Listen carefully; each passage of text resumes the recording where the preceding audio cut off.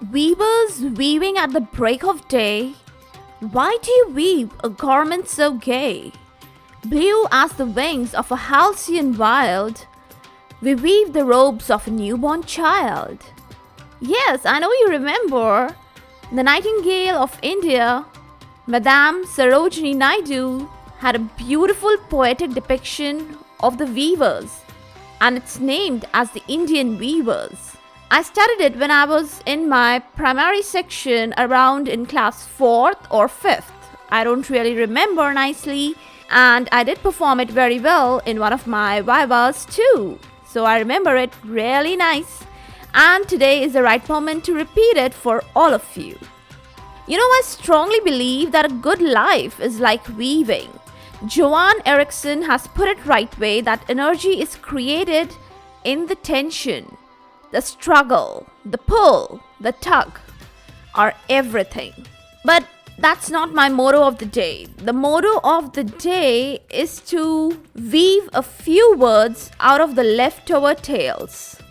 Guess the topic of the day? Well, it's something new, a little related to our old one, but yes, it's a very nice topic, a very important one. And it goes on like apparent volume of distribution or simply volume of distribution.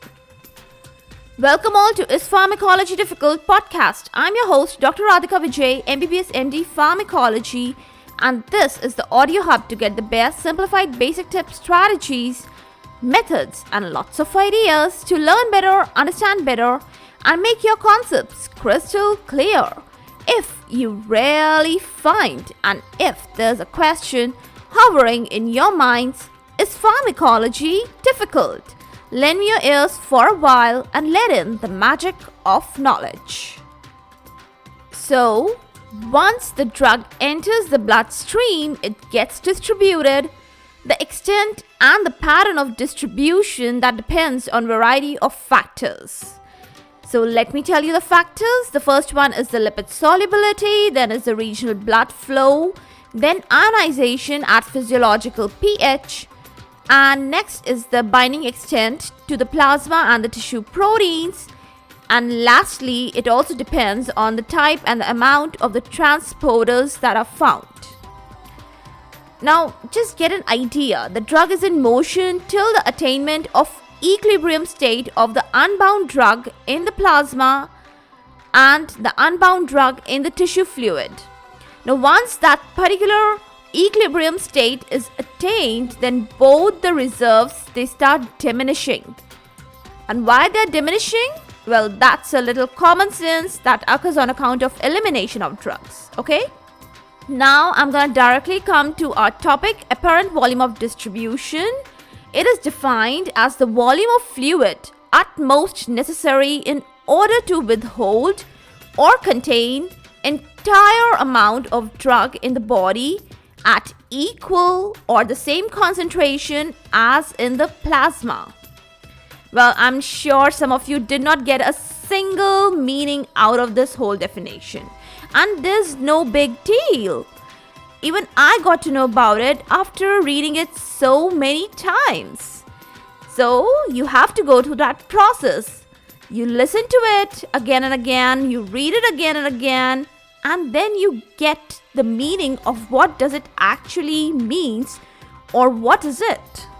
See, we have a formula also for this apparent volume of distribution, okay? Now, as I start describing this apparent volume of distribution, you'll get to understand the concept of what do I mean by apparent volume of distribution. See, why I'm using the word apparent. Apparent means because it's not real. It's apparent, it's hypothetical. We are imagining the whole body as a single homogeneous compartment. And then we are giving one formula which goes on something like this. The volume of distribution is equal to the amount of the drug in the body upon the concentration in the plasma at the time 0. Now, time 0 is the time when IV administration, intravenous administration is done, okay? And in a very simple term, volume of distribution is equal to the dose given intravenous upon the plasma concentration. That's so simple, right? So, Apparent means it's a hypothetical, it's not real, because we are imagining body as a single compartment. The body is not a single compartment, right? So, just to derive a sort of a concept out of it, now let's go back to the definition quickly so that I can explain you what does the definition mean. Now, when you imagine the body as a single homogeneous compartment, then what is volume of distribution? It's the amount of the fluid that withholds or contains the entire amount of drug. Entire drug amount that is administered in the body at the same concentration as it is in the plasma. That's really tricky, but that makes a little sense. Better than the last one, right? Okay. Now, this whole concept of volume of distribution is quite essential. It is useful to compare the drug distribution in body with the volumes of water compartments in the body. That's the beauty and that's the essence of learning this volume of distribution. So let's quickly get to know the distribution in the water compartments in the body. Now, what are these different compartments? That's very important. We should know the names of the compartments and what is going on in the compartment. That is important. So the first compartment I want to talk about here is the plasma compartment. It comes into vogue for high molecular weight drugs or highly protein-bound drugs. Why? Because they stay limited to the vascular zone or the vascular compartment. And when they're limited to a particular zone or compartment, definitely the volume of distribution is low. Yes.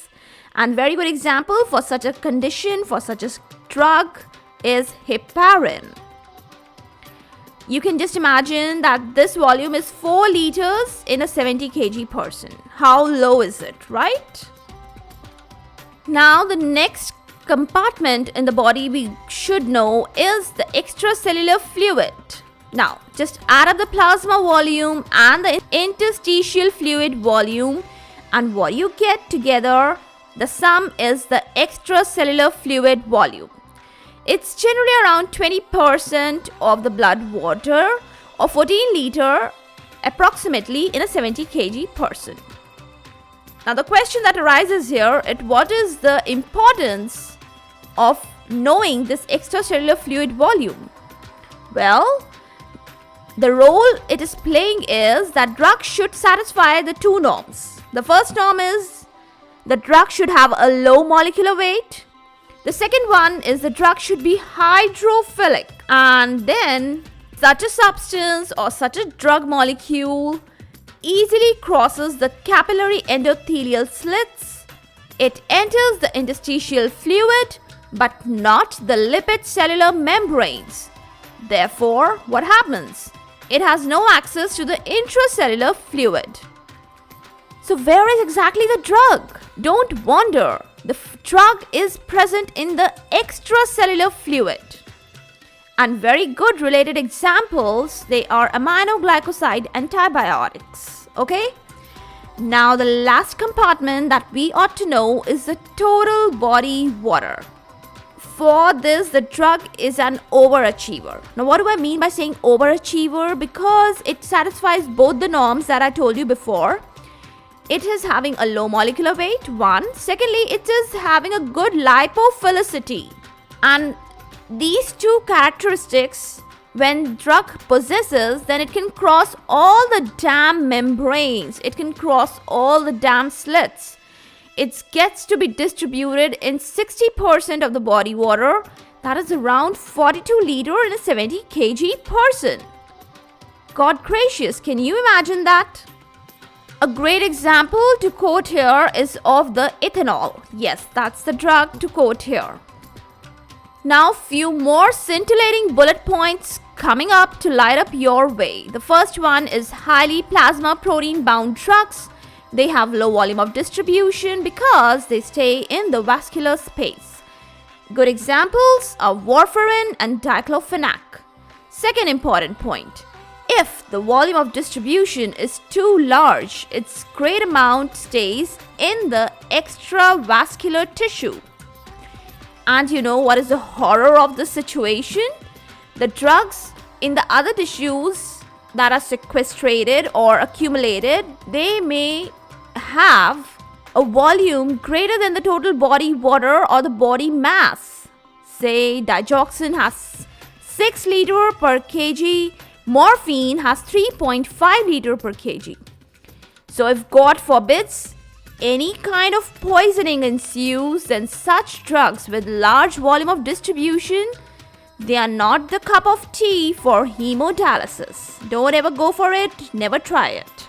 Now, next point, diseases like CHF, heart failure, cirrhosis of liver, alters and in turn brings about C-wave changes in the body water distribution, in the membrane permeability, in the protein binding, in metabolite storage, which all may participate in drug-to-drug displacement reactions. Yes, they are affected greatly.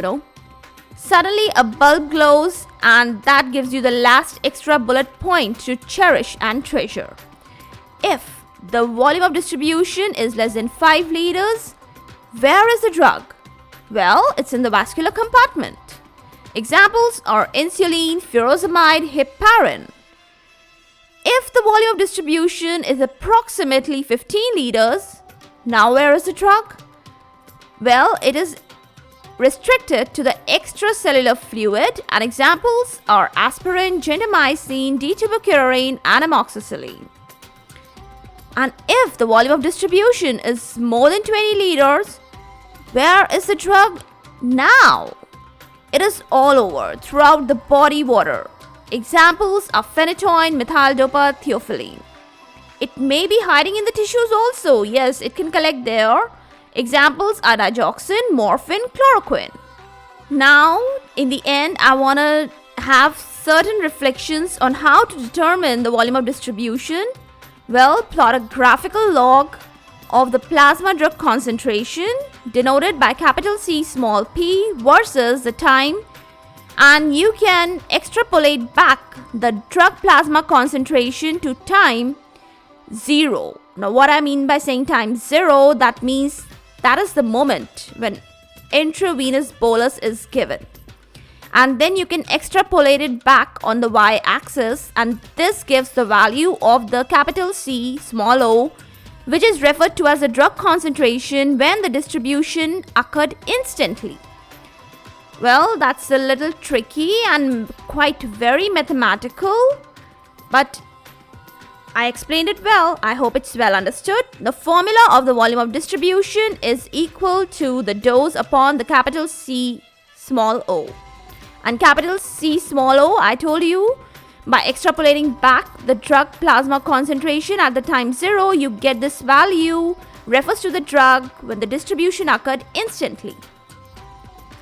Now let's quickly summarize the influence of volume of distribution, and definitely it will affect the drug half-life. If the drug has large volume of distribution, in such a state, very less amount of drug is available to the excretory organs.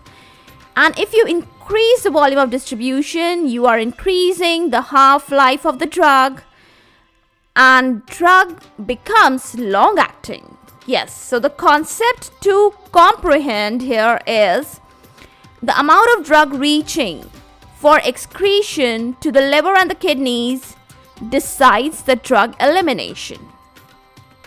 And the drug delivery to the elimination organs depends on the blood flow of that organ and the drug traces amount that is found in the plasma. So that's all, dear folks. I've woven a lot worthwhile on this subject loom today. And even Mahatma Gandhi said that he regards spinning and weaving as a necessary part of any national system of education. That's so amazing, right? For all the updates and latest episodes of my podcast, please visit www.ispharmacologydifficult.com, where you can also sign up for a free monthly e-newsletter of mine. It actually contains a lot of updates about the medical sciences, drug information updates, and my podcast updates also. You can follow me on different social media handles like Twitter, Insta, Facebook, and LinkedIn. They all are with the same name, is Pharmacology Difficult. If you are listening for the first time, do follow and subscribe whatever platform you are consuming this episode. Stay tuned. Do rate and review on iTunes, Apple Podcast. Stay safe, stay happy, stay enlightened. Thank you.